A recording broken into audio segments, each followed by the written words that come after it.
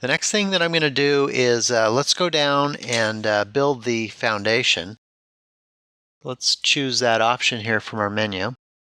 And I'm going to build our foundation. The options, you can build with a pier, slab, you can build a full basement, or you can build a crawl space. In this case, I'm going to set my crawl space to be 48 inches. And I'm going to accept the defaults, and I'm actually going to click this button here to automatically rebuild the foundation when we make changes. So you can see our foundation generates, and let's actually close this 3D view down. And let's go down. I'm on floor 1. Let's go down to the floor below. You can see that it generated a set of walls below the bathroom.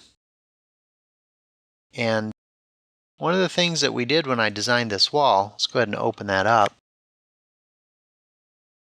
And on the Foundation tab, you can see that I had marked that as a bearing wall. So when we do that, you'll see that it automatically then generates that foundation. We can take an overview of just that floor, and you can see that when the foundation was built, it automatically put the footing at 16 inches and then our stem wall at 8 inches, and those were the defaults that we had selected. Now, if I go into our materials list, let's go ahead and take a look at that. Materials list you can calculate by floor, by area, by room, or you can also do it within a certain area called a polyline. Some of these things you may find more helpful when you're doing a remodeling project. In this case, let's calculate our materials list here for the entire structure. Looks just like an Excel spreadsheet. And if we come down here, this first section, I'll highlight it here, is what we call our general information. And it gives you your heated ceiling area, your heated glass area, and you'll notice the orientation, north, east, west, south. So you can use that information to do your energy calculations if you use the Department of Energy ResCheck or a similar program. As you scroll down the materials list, you will find the different categories. So here's a foundation that we just created, and we've got a little bit more than 16.5 yards. I can enter in a price, and then it will automatically calculate that for you.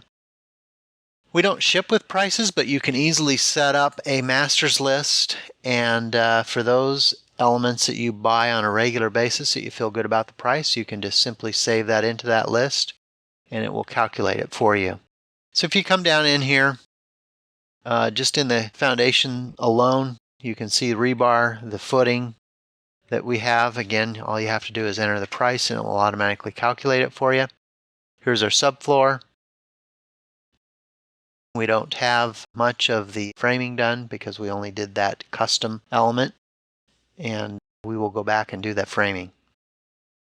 Again, scrolling down, here's our doors, windows, the cabinets that we've been adding, and you can actually generate individual schedules for each one of these areas. So if you want to do an appliance schedule, a door schedule, window schedule, you can isolate those as well. With the majority of our main floor built, foundation, walls, windows, doors, and roof,